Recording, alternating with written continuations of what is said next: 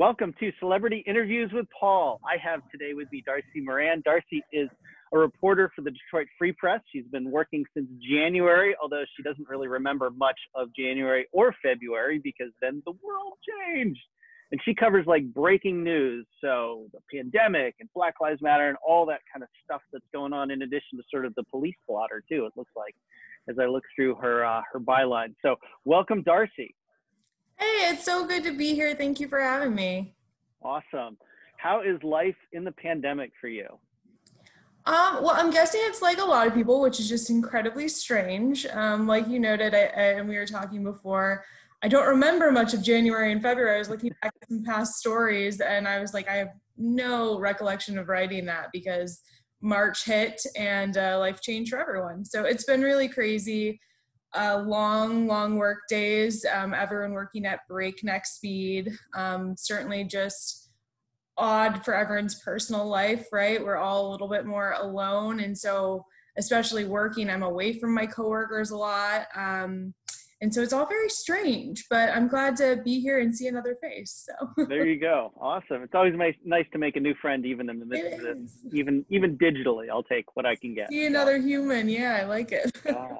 So you've been covering the pandemic as part of what you covered. What's the experience of covering a story that kind of keeps going and never seems to have an end? So it's interesting that you put it that way, because it is a story that, we have stories that are quick flashes in the pan. It's one and done. Sometimes it's a couple and done, but it's rare that we have something that's so all-consuming.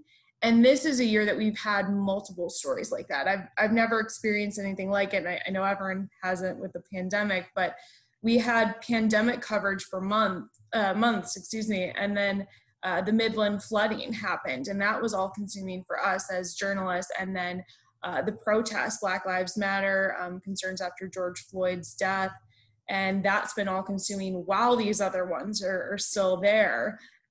So it's been really insane. And especially early on, I think most of us were working 12-hour days just regularly, trying to make sure that we were ahead of this as much as we could and giving people information. I mean, probably almost tiring everyone, but there was just so much that we were trying to learn and be there for. So it's been pretty intense. I'm glad to be doing it. I think it helped me where some people were kind of, at home feeling like they were helpless. I felt like I was doing something.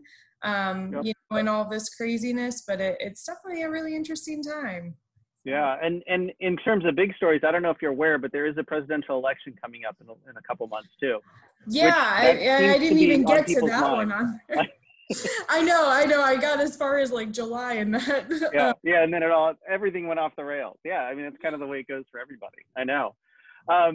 What insights about the pandemic and about COVID-19 have been kind of most eye-opening to you, or surprising or insightful? Well, I have to say we've had, I'm constantly impressed with all my colleagues who dive in on this issue. So there's a lot I could say to that. For me personally, in my own reporting, something that has been really interesting to learn about is the homeless community. That's something that we started to look at, is how they're being treated in this pandemic, what the city and different governments are doing to respond to their needs. Ended up going into a COVID positive unit in early May. It was a COVID positive unit strictly for the homeless. Wow.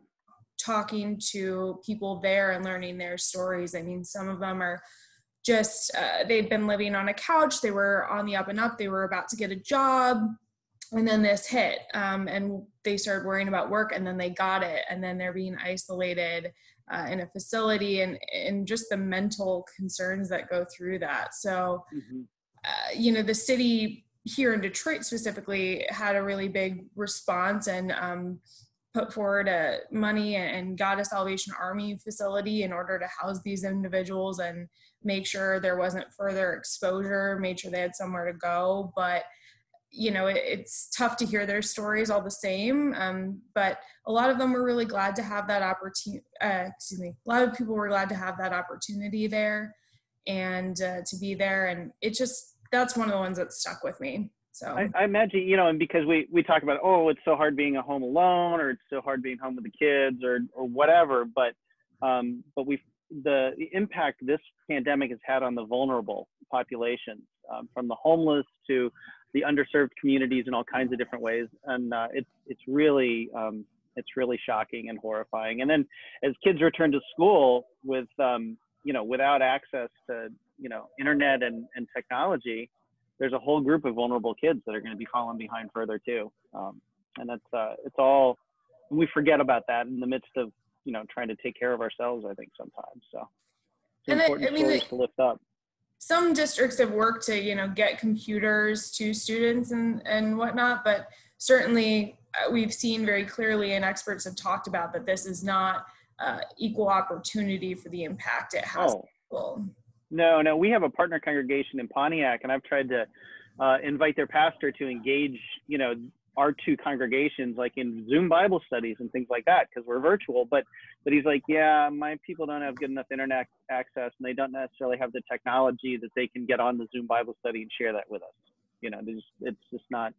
Whereas I live in a school district where every kid K through 12 is going to get an iPad with a keyboard in the next couple of weeks. You know, and that those disparities have got to trickle down through the kids in school too. So with the Black Lives Matter protest, that's still going on, right? I mean, like in Detroit, there, like you said, this weekend there were protests going on. Yeah, we're coming up on, I think we're around 80. We're between the 80 to 90 range of how many days they've been continuously protesting. The March chant, one of them is March Today, March Tomorrow. So they're out. Okay. Quite a bit. And they were out this weekend. We've gone over a month without a clash between protesters and police. This weekend we saw the first since then. And so people are back out. There was a mass meeting last night that I attended and covered where people were discussing the events of that. Both sides, you know, talking about the aggressions. Police did that at a press conference yesterday. So did protesters at their meeting. So, you know, it's a conversation that's definitely still happening. They're talking about more protests this week. Is there, like, they want change. The protesters want significant change. Is there movement in that? Are they looking at change that would take place at the city level, the state level, the federal level? Like, is there movement within, say, the city of Detroit? Because that's going to be easier than to make the state move, let alone the federal government move. Is there movement to see some of those changes implemented? Conversations happening, and I know officials have talked about their support of this. They've talked about different policy changes at various levels of officials have done that. Certainly the protesters don't feel enough is happening fast enough. They see some, you know, progress with, you know, certain charges that haven't gone through on protesters, conversations they've been able to have, but they're still talking about they want police defunded. They want more stepping up to protect the neighborhoods. They want more money invested in other parts of the neighborhoods than public safety. And so there's a lot of pushback on that and conversation happening. Has there been an effort to define what defund police actually looks like, rather than just, because, like, I think, like, I don't know, I mean, I kind of have a sense of what that means, but the slogan defund police, like, it's really hard for a lot of people to get behind that concept. And so has there been some kind of messaging about, well, what does that really look like? Yeah, I mean, there's been actual numbers discussed by some protesters, not every time. And I think it varies probably from protester to protester, what they think is appropriate. I think it's important when you're hearing that phrase, they're not saying no police, although some are saying no police. You know, I've heard that. But when people talk about defund police, a lot of what that phrase means is reallocate a lot of those resources and kind of reimagine a response system. That's how I've had it described to me. And my colleagues, I hate to be like, go check out our website, but really good work there where they actually look, there's certain towns and cities in Michigan that have already taken that approach to some effect. Varying levels of degrees, and I can even share it with you because I really think it's a fascinating. Yeah, no, that'd be great. It'd be fun to see that link and to share that as part of this conversation. I heard somebody suggest that defund police actually looks like suburbs. where resources are invested in, like, after school programming and different opportunities and things like that, where police presence is less militaristic, I think is sort of the theme too. I've seen that kind of conversation. Well, is there like a quirky, unusual, interesting story or what's the story that you see it come across your desk and like, yes, I want to cover that. I want to go find out more about that and tell people that story. I have a lot of those stories, but they're not always like the quirky, fun ones. I will tell you, so I work on a podcast for the Free related to the coronavirus, actually, called We Lived It. And we're just kind of trying to get everyone's pandemic story. This is a really unique period, as we've discussed. And so we've partnered with the Michigan History Center to not only get these stories and tell them now, but archive them for future generations. And so this week I got to publish a podcast that I really enjoyed because it was about a woman simply connecting with her friends via Zoom to play the ukulele together, something that they love. That's and awesome. In the midst of all this other craziness, it felt so strange to stop and, I hate to say it, do a happy story because I do cover all that, but it's been a year of a lot of tough stories. And so this was a moment of joy. You hear all these friends laughing together and cracking in the same way I would crack a joke. So it was really fun, and they're pretty darn good on the ukulele. So that's awesome. I don't know anything about ukulele, but I enjoyed it. So. Oh no, it's an instrument that just kind of makes you smile. You can't be too like depressed with a ukulele. You sound like one of my sources on that. Yeah, that's what you said. So where do you find joy these days? I think it's tough for everyone in varying levels of degrees there, but I actually just posed that question on my Twitter, just the group I know there the other day, just being like, where are you finding joy? And I realized for me, I've been lucky in a lot of ways. I'm lucky in this that, I have not gotten coronavirus. I haven't had a loved one pass away from it, and I'm a white woman. I'm not affected by some of what we've been talking about here, but I found a lot of joy in being able to see my family when I finally got to, when all my tests came back negative from my test coverage, and I was able to meet my niece for the first time. And day to day, I don't know if you can see my French books. I've been trying to learn French again. That's awesome. It gives me a lot of joy. That's my little bit. What can I ask you yours? What's your joy these days? I'm a cyclist. I've been able to ride outside, which is great. I haven't gotten my group rides, but I do get to do my interval workouts, and that's been wonderful. We've actually had family dinners more this summer than in ages, and that's been fun.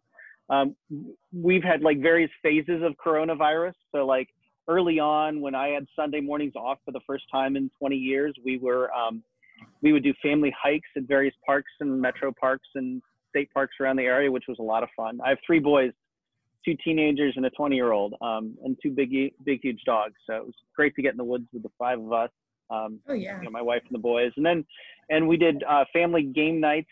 We followed the alphabet. And by the time we got to the end, or family activity nights, following the alphabet, we got to Z and we're like, oh my God, we can't start another time. It's just too, couldn't start again, but that's been good. That's been good. That's good. And my congregation is so positive and encouraging. And it, refreshes me and makes me want to keep moving forward and doing new things and finding ways that we can connect people. So that's been wonderful. Yeah. I will say I always love, I think there has been, for me, something good that's come out of this is connecting with people. You have to schedule time to do a Zoom, see your people that way, and maybe connecting with some friends that you wouldn't normally do that with because they're across the country. Meet up like you normally do. So I love hearing those stories. Thanks for sharing yours. Yeah. Well, thank you for your time, Darcie. I appreciate it. Blessings to you, and stay safe and stay healthy. Yeah, thank you so much for having me.